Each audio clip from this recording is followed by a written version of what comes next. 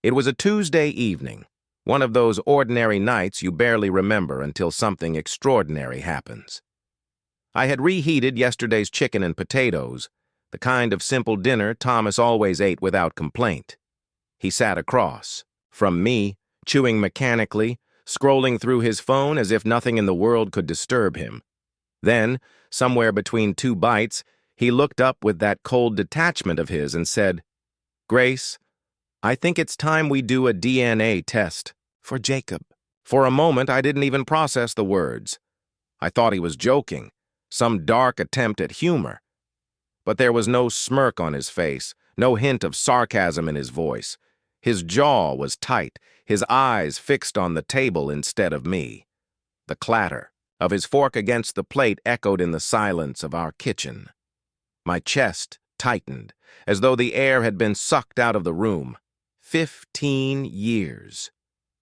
We had been raising Jacob together for 15 years, every sleepless night when colic kept, him crying until dawn, every scraped knee, every science project, every soccer game in the rain. We were a team, or at least, I believed we were.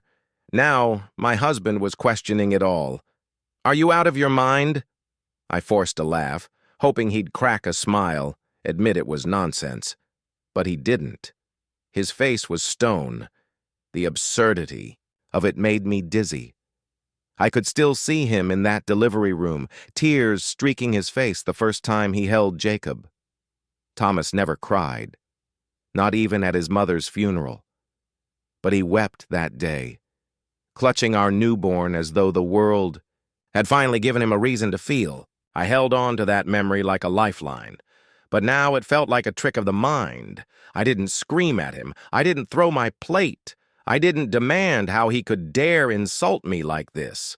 Instead, I went through the motions of the night, as if nothing had happened. And later, I lay awake beside him in the dark. He slept soundly, his breathing steady while I stared at the ceiling fan, counting the turns of its blades, wondering how my life had veered so suddenly off course. For the next 2 days, the silence between us became unbearable. He left for work earlier than usual, came home late, barely looked at me.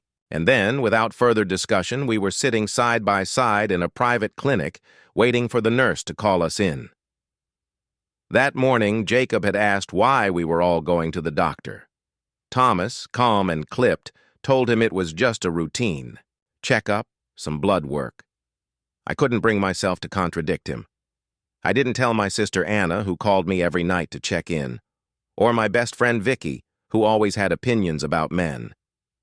I carried the weight alone, because saying it aloud felt like admitting it might be true. The nurse greeted us too cheerfully, as though she hadn't noticed the tension radiating from our chairs.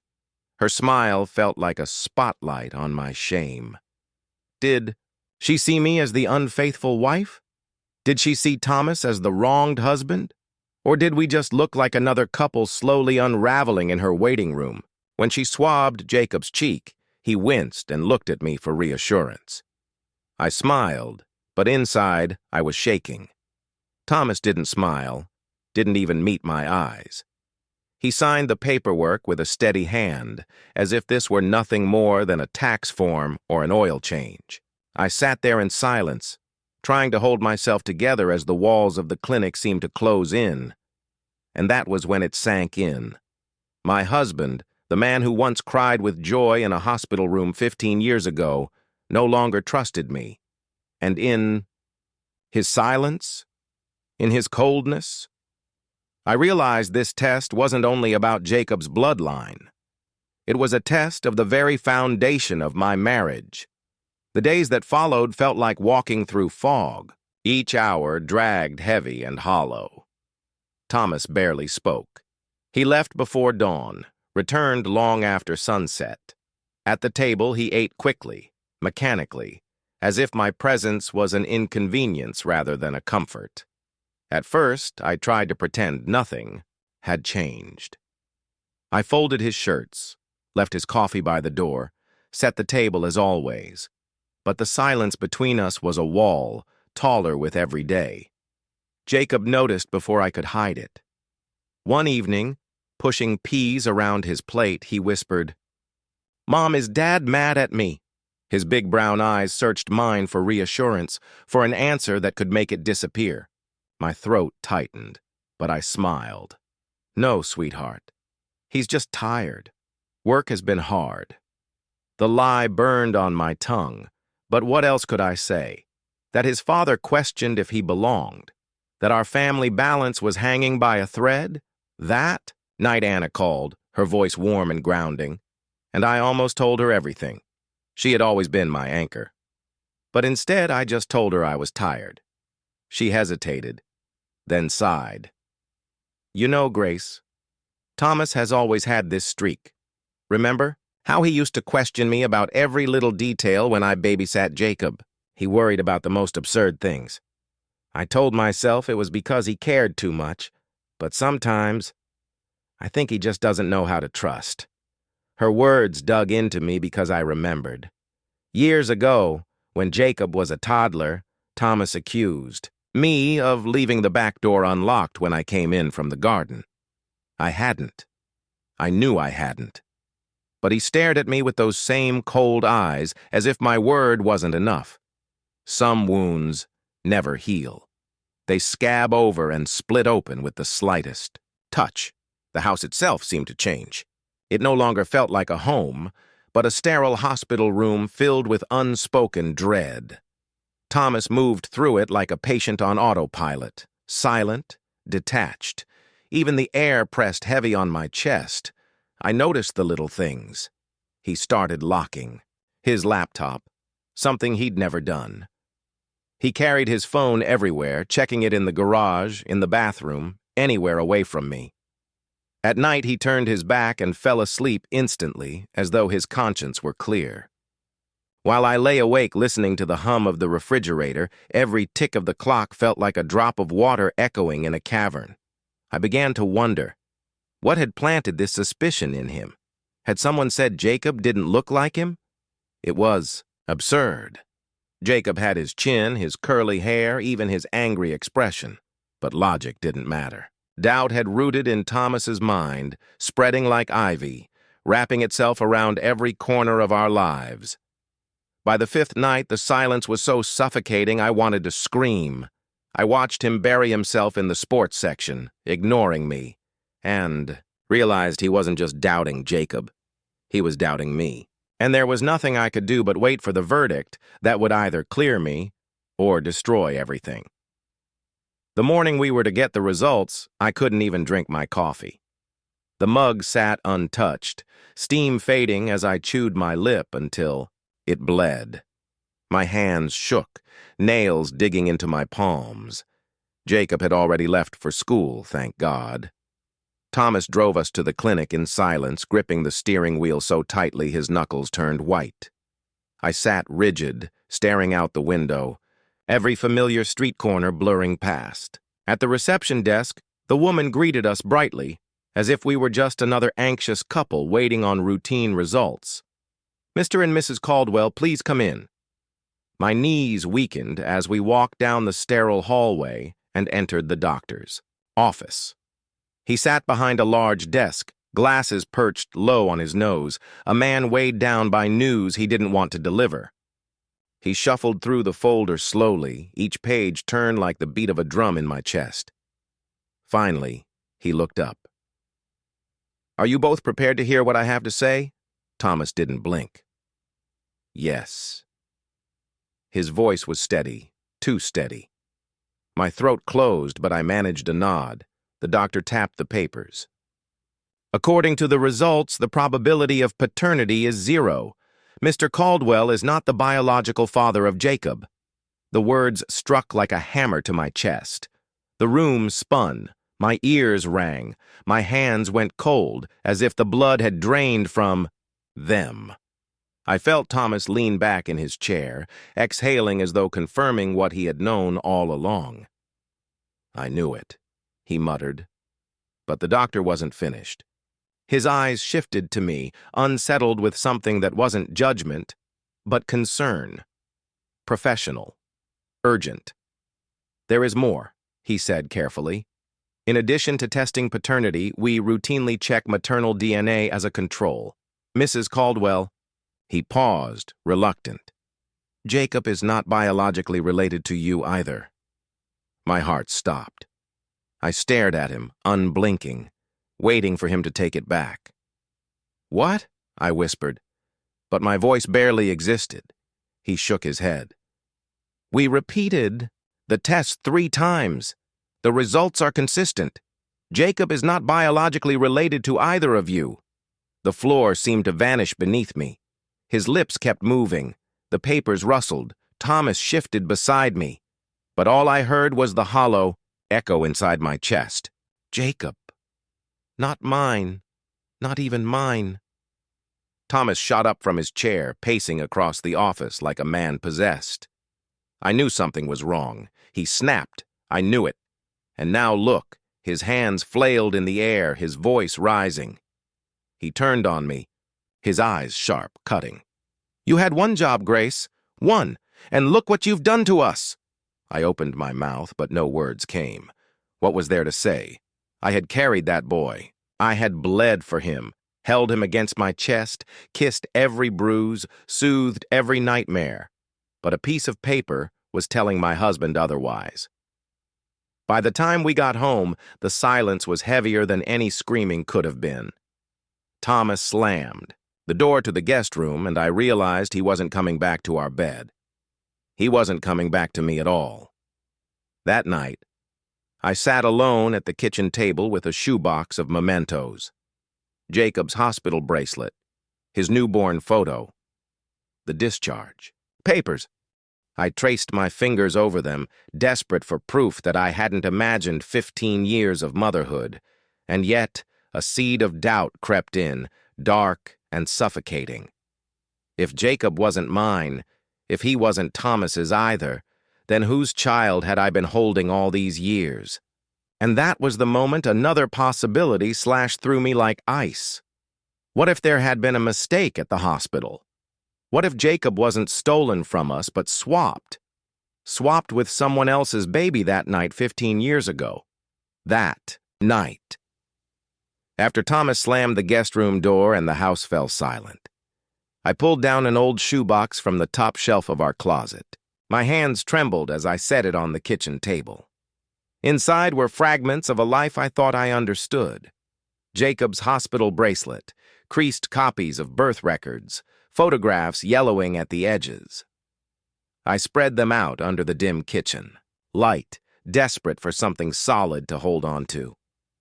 One picture stopped me cold.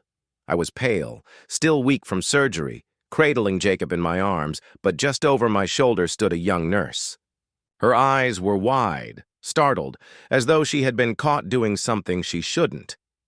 The badge on her chest was tilted, her blonde hair falling loose. For years I hadn't noticed her expression, but now I couldn't stop staring.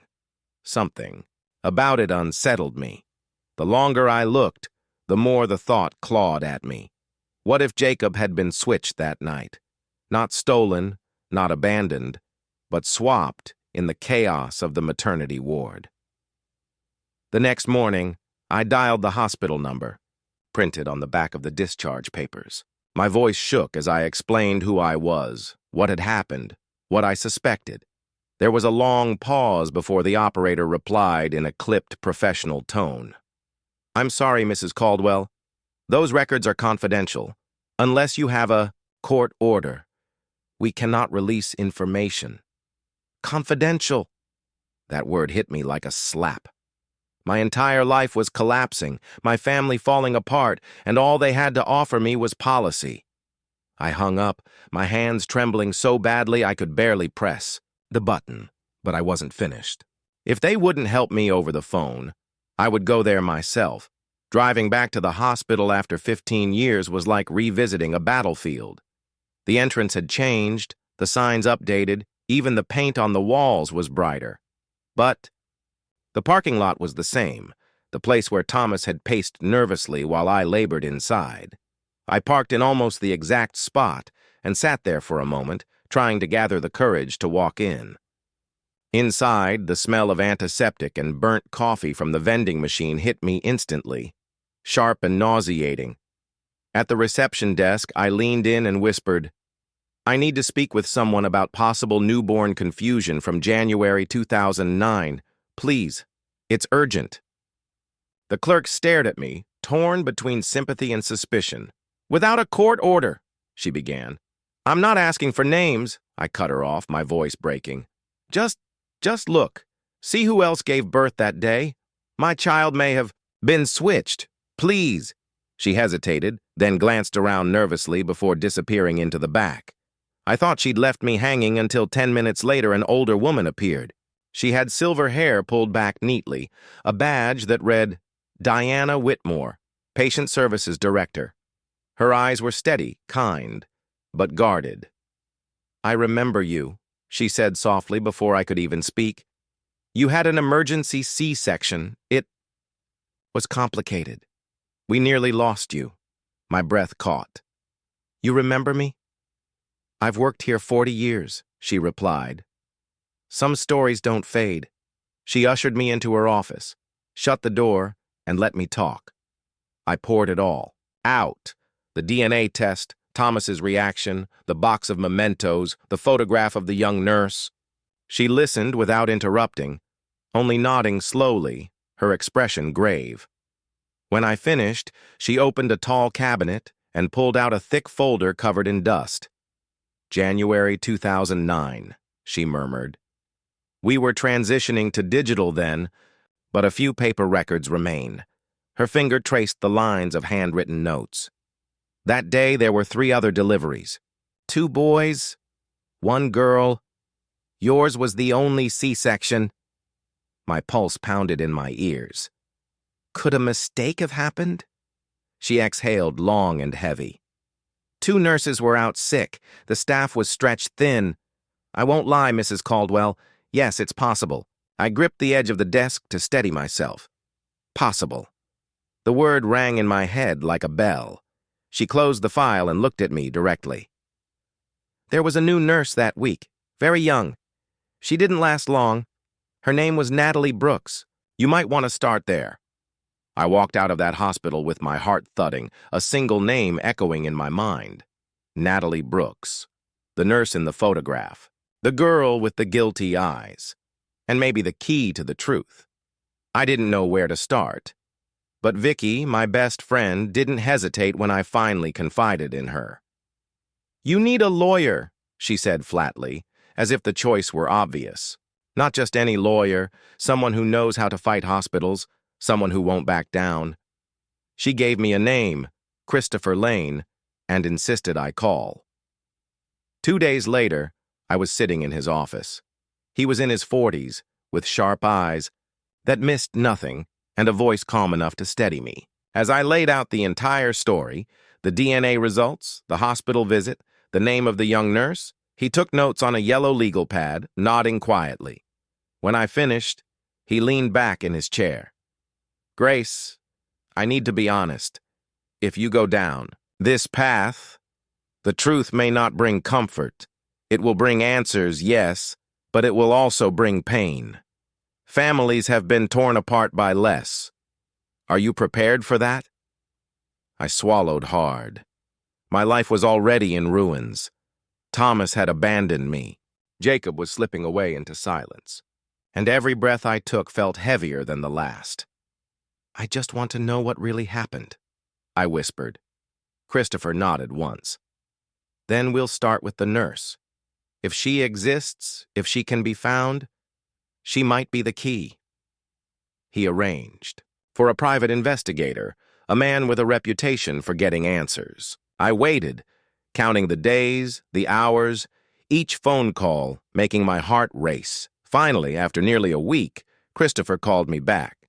We found her, Natalie Brooks. She's living about 75 miles away, out in a rural township. Works as a florist. The word florist hit me strangely. From a hospital ward to a flower shop.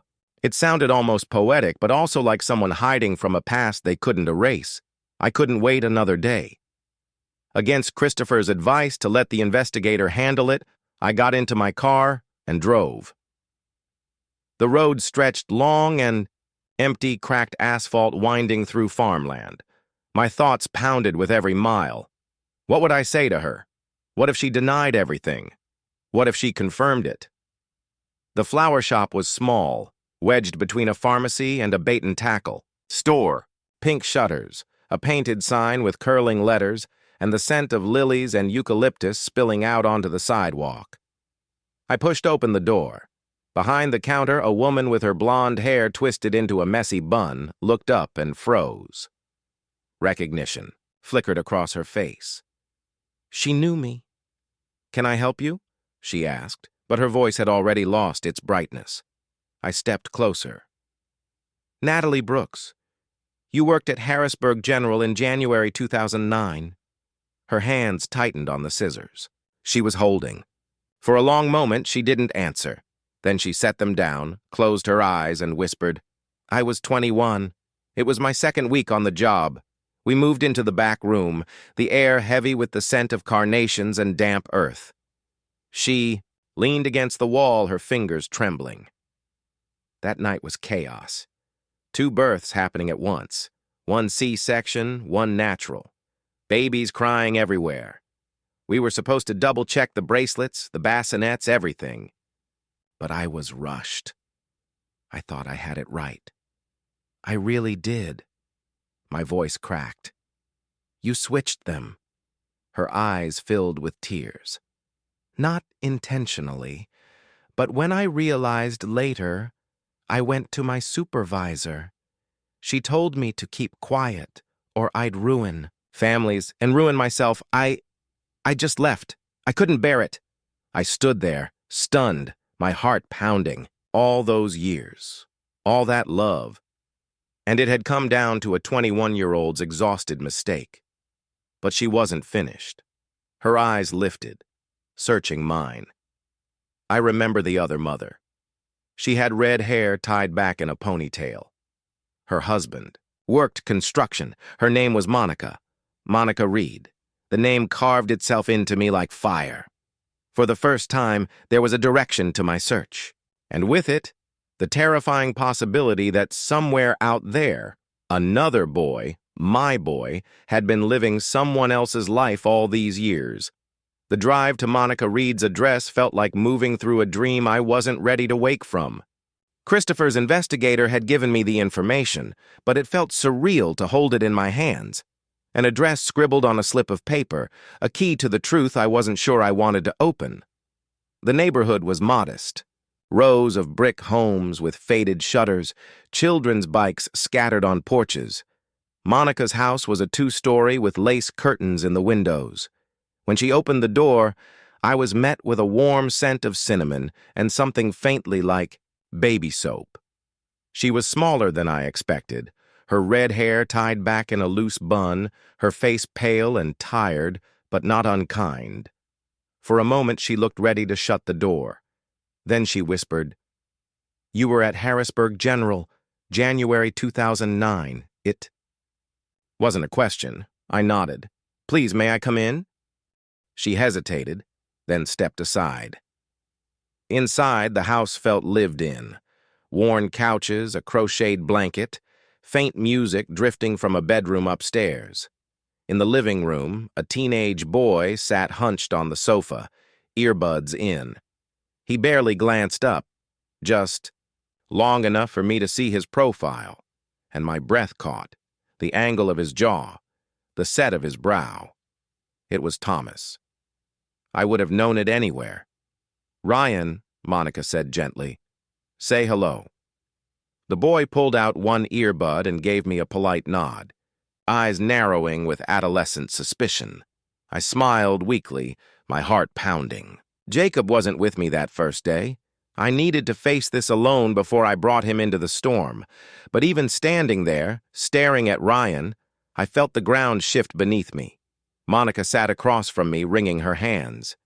"I need to tell you something," she said quietly. "For years, I felt something wasn't right. Ryan's blood type doesn't match mine or my husband's. The pediatrician brushed it off, said, 'Those things happen.' But I knew. I just never had proof. Her words pierced me. Two mothers, strangers, carrying the same doubt in silence for 15 years. I leaned forward, my voice shaking. I think our children were switched that night. She pressed her hands to her face, tears welling in her eyes. Dear God. We sat there in silence, the weight of the possibility filling the room like a storm cloud. Finally, I whispered, "Will you do a DNA test? For Ryan, for Jacob, for all of us?" She looked at me for a long moment, then nodded. Yes. The days waiting for the results were the longest of my life. I thought waiting for Jacob's test had been unbearable, but this was worse. This time, I wasn't just waiting to see if Thomas's doubts were justified. I was waiting to learn if the very core of my identity as a mother had been built on a mistake. When the call finally came from Christopher, I was sitting at the kitchen table, Jacob upstairs doing homework. My hand shook so violently I nearly dropped the phone. His voice was steady, measured, as though he knew I might break. "Grace," the test confirmed it. "Ryan Reed is your biological son, and Jacob is Monica's." Words hollowed me out. I slid to the floor, clutching the phone to my ear, sobbing. Not because I had lost Jacob.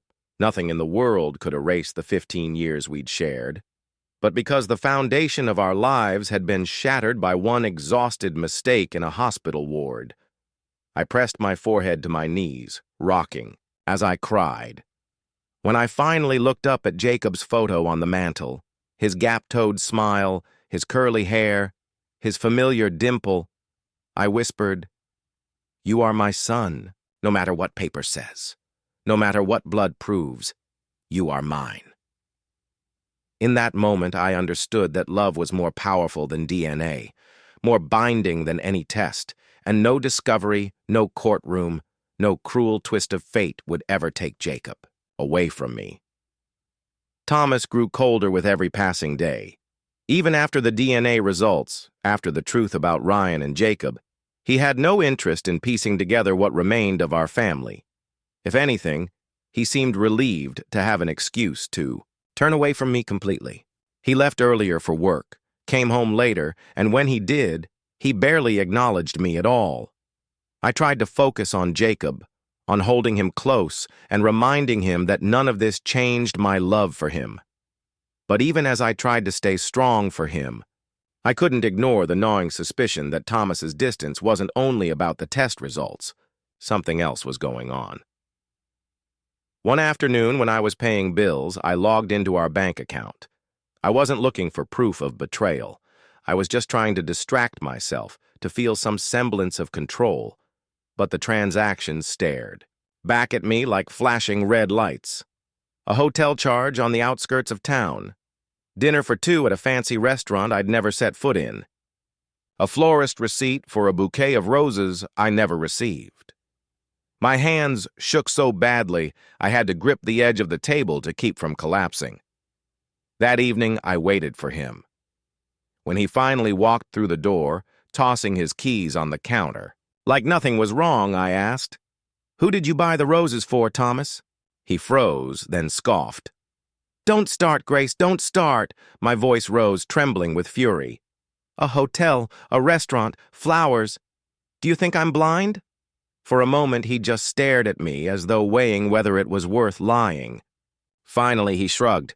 "It doesn't mean anything." Something inside me snapped. The weight of 15 years of sacrifice, of raising Jacob while he second-guessed me, of standing by him through every doubt and cold shoulder. All of it broke loose. I stepped forward, my hand striking his cheek before I even realized I'd moved. The sound cracked through the house. He staggered back, eyes wide with shock. My chest heaved, and I said through clenched teeth, "Don't you dare tell me it means nothing. You want to talk about lies, about betrayal? You doubted me, doubted Jacob. And when the truth came out, you ran. You have never been a father to him, not by blood, not by action. And now, not even by choice. His jaw tightened, but he had no words. He grabbed his jacket and stormed out, the door slamming so hard the windows rattled. For 3 nights, he didn't come home. Jacob asked where his father was, and I told him the truth. I could barely say, "He's not here." On the 4th day, an envelope arrived by courier. Inside was a divorce petition signed by Thomas's attorney. No phone call, no conversation, just his neat clipped signature at the bottom of the page, as though I were nothing more than a contract to be terminated. I sat at the kitchen table staring at the papers. The tears came hot and endless. It wasn't just the end of a marriage. It was the collapse of every dream I'd once held for a family that no longer existed. And yet, beneath the grief, there was something else. A strange, fragile relief. For the first time in years, I didn't have to walk on eggshells in my own home. I didn't have to measure every word against his temper or wonder when the next cold silence would come. The man who had once stood beside me in a delivery room was gone long before the papers arrived. Now at least I no longer had to pretend. He was still here. The day of the meeting came with gray skies and a chill that seemed to seep into my bones. Monica and I had chosen a neutral place, the park by the river where families usually gathered on weekends. It felt safer than anyone's home, less intimate, less threatening. But as Jacob and I walked down the path, his hood pulled up, hands shoved deep in his pockets, I wondered if any place in the world could soften what was about to happen. Monica was already there with Ryan. He stood beside her, lanky and restless, his hands jammed into his jeans. His eyes flicked toward us, then away, as if uncertain whether to stay or run. My stomach twisted. 2 boys, both mine in some way, both strangers, to each other. We stopped a few feet apart. No one spoke at first. The only sound was the crunch of gravel underfoot and the distant laughter of other children who had no idea how fragile a family could be. Finally, Jacob turned to me, his voice low. "Mom, what's going on? Why are we here?" I felt my heart fracture. This was the moment I had dreaded since the day the doctor uttered the impossible words. I knelt down so my eyes were level with his, my hands shaking as I reached for him. "Jacob," I said softly, 15 years ago when you were born, there was a mistake at the hospital, a terrible mistake. The DNA tests, they showed something I never imagined. You're not my son by blood, but you are my son always. Nothing can change that." He blinked at me, his face pale. "Not your son? What are you talking about? You raised me. You're my mom." "Yes," I whispered, tears filling my eyes. "I am your mom. I've been your mom every day of your life. Blood doesn't change that." He pulled back, shaking his head. "Then what am I? Who am I?" His voice cracked on the last word, and it tore through me like glass. Ryan shifted uneasily, glancing from me to Monica and back again. He wasn't smug, wasn't angry, just bewildered as though he'd been dropped into a story he hadn't asked. To be part of. "So, she's my mom," he muttered, jerking his chin toward me. Monica touched his arm, her voice gentle. "By birth? Yes, but I've raised you, Ryan. Just like Grace has raised Jacob. None of that disappears." The boys stared at each other for the first time. Really stared. I saw the resemblance then, subtle but undeniable. The angle of Ryan's brow. The way Jacob's mouth twisted when he was upset. 2 halves of a puzzle that had been scattered for 15 years. But Jacob couldn't see it. Not yet. He turned away from me, his shoulders hunched, his fists jammed deeper into his pockets. "So I'm not. Yours, not Dad's. I'm nobody's." I reached for him, but he flinched. My heart shattered in my chest. "No, Jacob. You are mine. Paper can't erase the years we've lived, the love we've shared. You are my son." He wouldn't look at me. His voice was a whisper, raw and jagged. "Then why does it feel like I don't know who I am anymore?" The question hung in the cold air, heavy and unanswerable. Ryan shifted awkwardly, staring at the ground. Monica's eyes filled with tears, and I, there on that gravel path with the river flowing silently beside us, felt the enormity of what we had uncovered. Two boys standing side by side, yet oceans apart. Not brothers, not strangers caught between. Two families, two truths, and two mothers who loved them fiercely. And as Jacob pulled his hood tighter and turned away, I knew this was only the beginning. The days after the park meeting were the hardest of my life. Jacob barely spoke to me. He kept his hood pulled up, even at home, retreating to his room, shutting the door, refusing to eat at the table with me. The house that had once echoed with his laughter was now swallowed by silence. I tried to give him space. But every night I sat outside his door, whispering through the wood, "I love you, Jacob. That hasn't changed. It never will." Some nights I thought I heard him shift inside, but he never answered. One evening I found him sitting on the porch steps, knees pulled to his chest. His face was hidden, but I could hear the tremor in his voice when he finally spoke. "If I'm not your son by blood, then who am I?" I sat beside him, close enough to feel his warmth, but not so close as to crowd him. "You're mine," I said softly. "Not because of DNA, not because of paperwork, because every day of your life I've loved you, fought for you, raised you. Blood doesn't make a family, Jacob. Love does." He didn't look at me, but he didn't pull away either, and that was enough for me to hold on to. In the middle of all this, I met again with Christopher Lane. He laid out the papers neatly across his desk. "The hospital won't cooperate. Unless we push," he said firmly. "If you're ready, we'll file. We'll take them to court."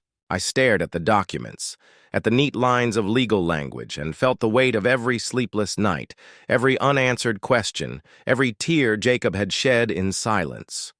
"I'm ready," I told him. My voice didn't shake. "We go all the way." The lawsuit wouldn't give us back the lost years. It wouldn't heal Jacob's pain overnight, but it would give us truth, accountability, and maybe some small measure of justice. Weeks later, on a quiet afternoon, I sat on the porch, with a blanket over my knees. The air smelled of cut grass and early spring. Out in the yard, Jacob and Ryan passed a basketball back and forth. At first, awkwardly, then with the easy rhythm only boys can find. They weren't brothers by blood, but neither were they strangers anymore. Just two lives forever altered by a single mistake, slowly learning how to move forward, side by side. I watched them, my heart swelling with something I hadn't felt in months. Hope. I had lost a marriage. I had lost the certainty of who I thought my son was. But I hadn't lost Jacob, and I never would. I hadn't lost my strength either. I had faced the truth, no matter how brutal, and I had survived it. Some mistakes can't be erased. They scar. The past. They alter the future, but scars don't have to define us. They remind us that we lived, that we endured, that we were strong enough to keep going. As the boys laughed quietly, the ball thooting against the cracked pavement, I closed my eyes and let the sound wash over me. Whatever lay ahead, courtrooms, paperwork, questions without answers, I knew one thing for certain. I was still a mother, and that was enough.